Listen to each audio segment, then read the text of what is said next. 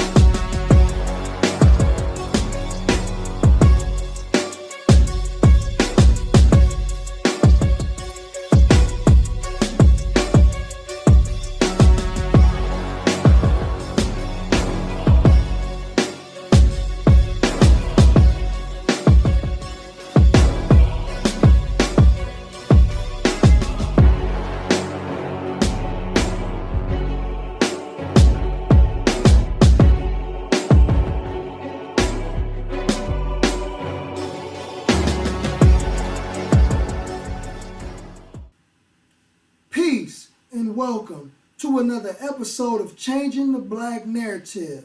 And today we are picking up from our most recent episode talking about the U.S. and Iran relations.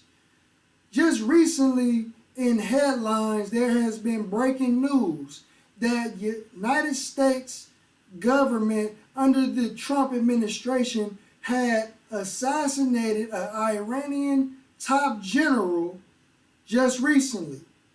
So according to President Donald Trump, that he personally decided to execute this order because according to him, Qasem Soleimani, the general of Iran, was a terrorist and a very bad man.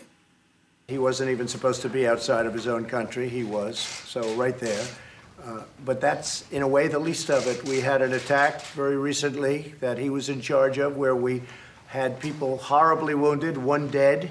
In fact, the number now, as of this morning, I believe is 2 dead.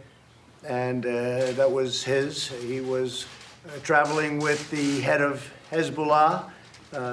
They weren't there to discuss a vacation. They weren't there to go to a nice resort someplace in Baghdad.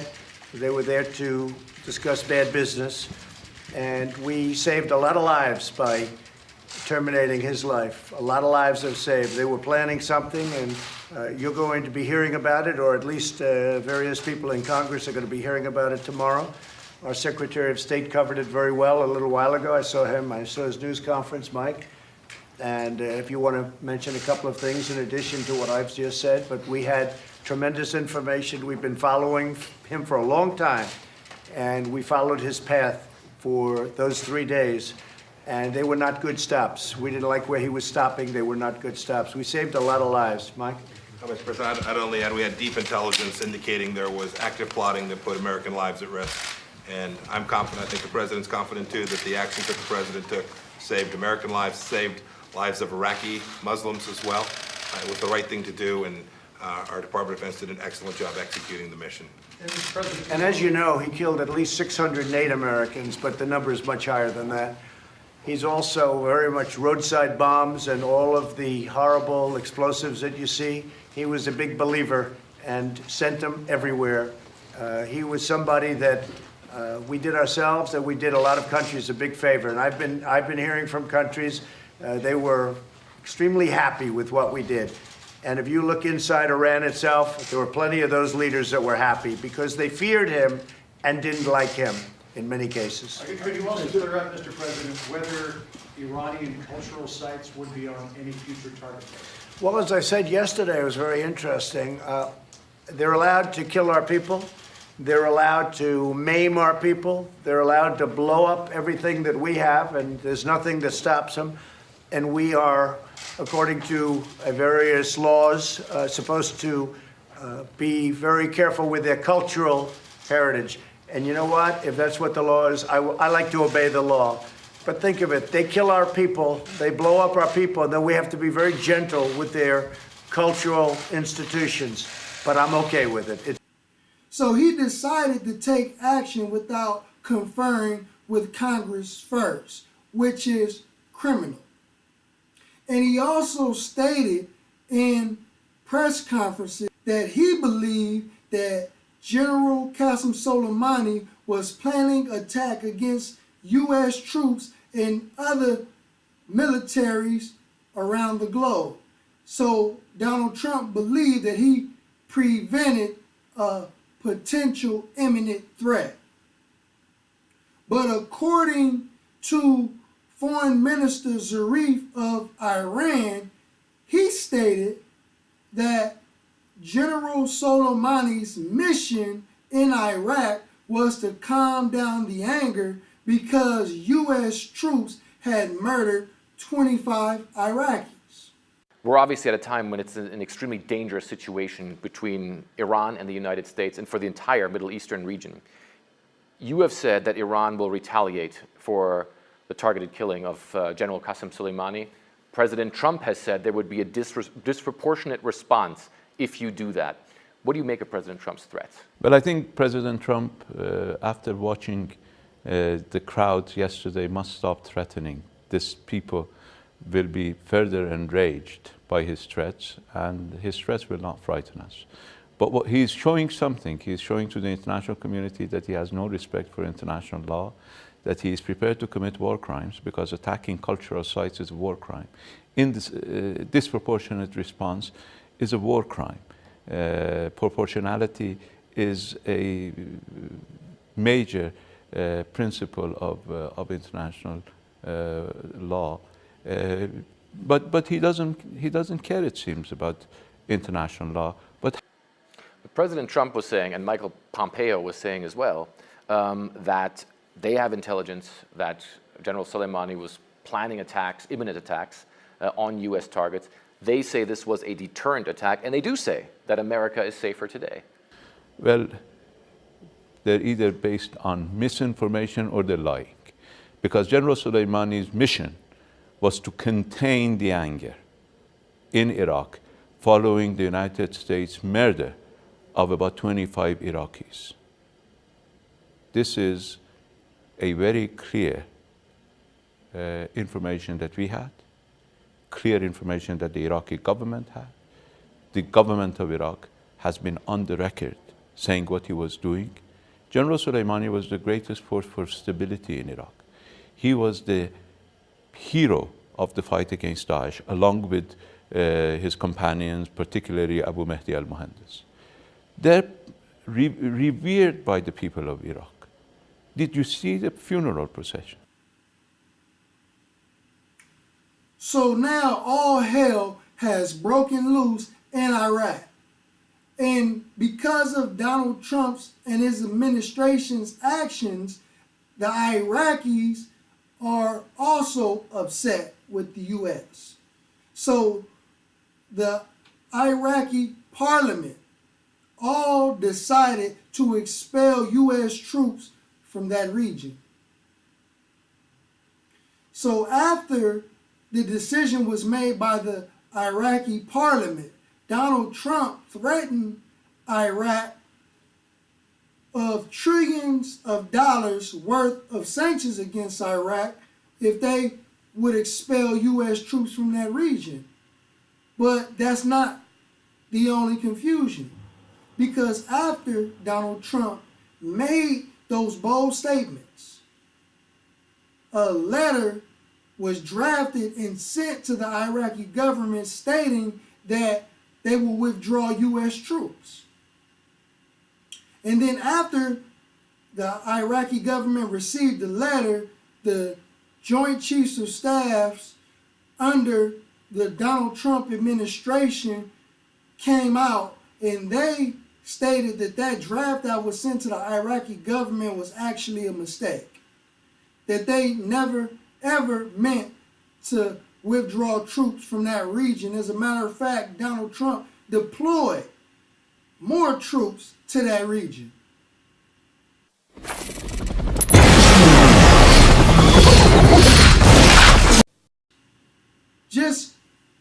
months ago, the U.S.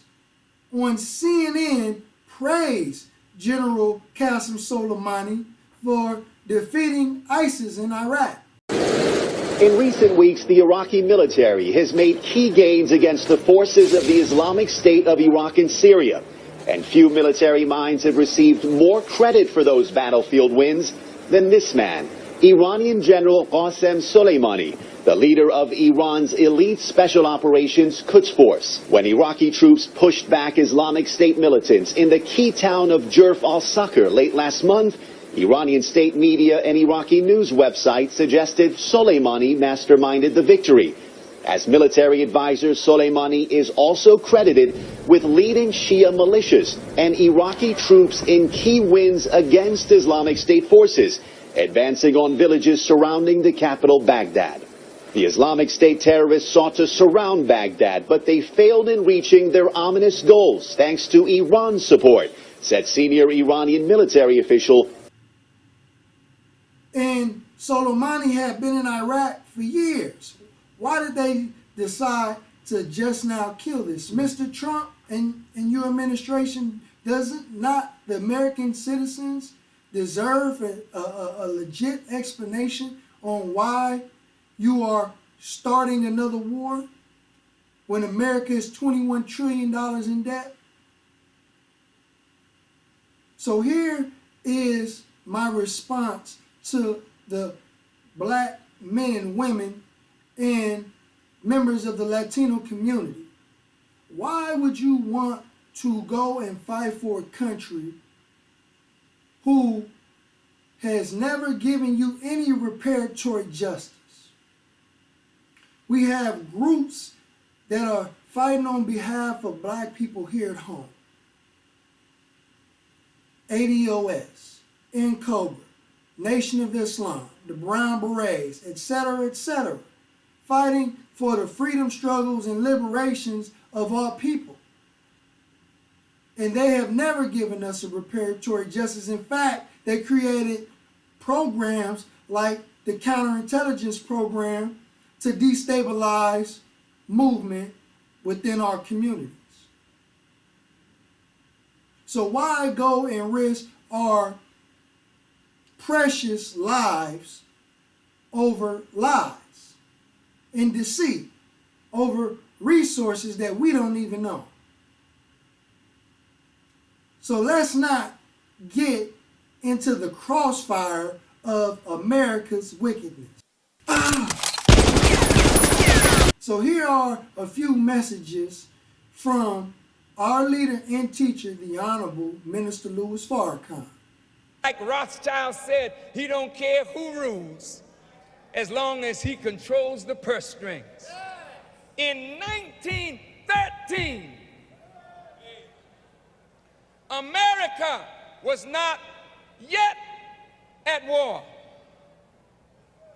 In the last winter solstice of the 6,000-year rule of the enemy, America was betrayed by one of her presidents and one of her senators and one of her members of the United States Treasury.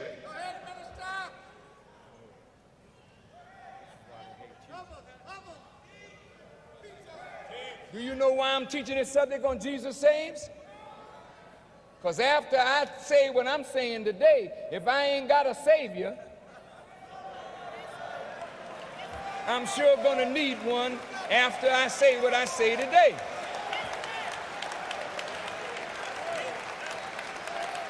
Let me just finish. Don't be frightened for me. You better be frightened for yourself.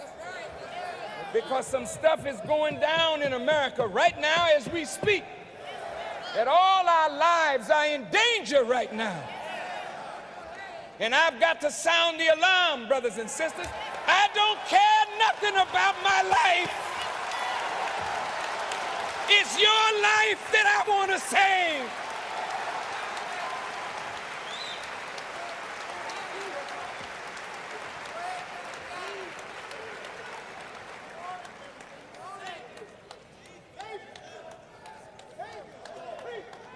listen. Now that the bank that prints money is in the hands of private interests, the idea is to push up and inspire the government to borrow. How do you do it? Get America into war. The war in Europe started in 1914. And by 1917, under a lie about the Lusitania being sunk by German subs, the American people were called into a war to end all wars.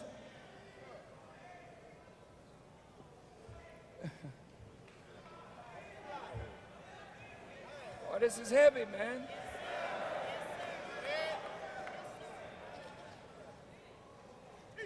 I mean, you can't believe how wicked, how low down and rotten. Wait a minute, wait a minute, wait a minute. You can't believe how wicked these people are. To play games with your lives and the lives of your babies. Create a war just to get more money, to charge more interest, and send your babies to die for bullshit.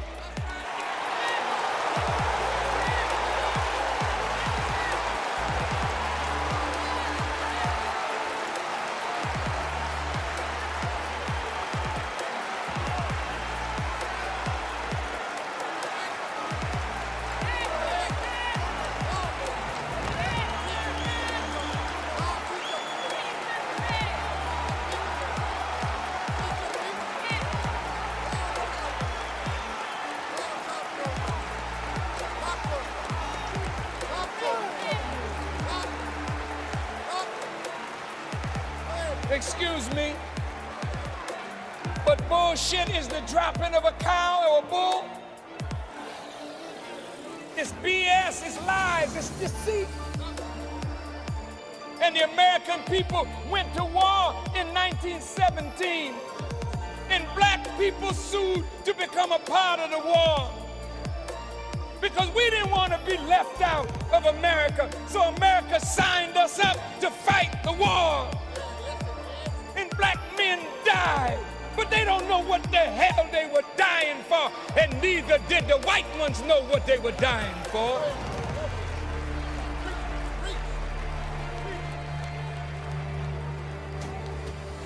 But the man of sin gotta be revealed.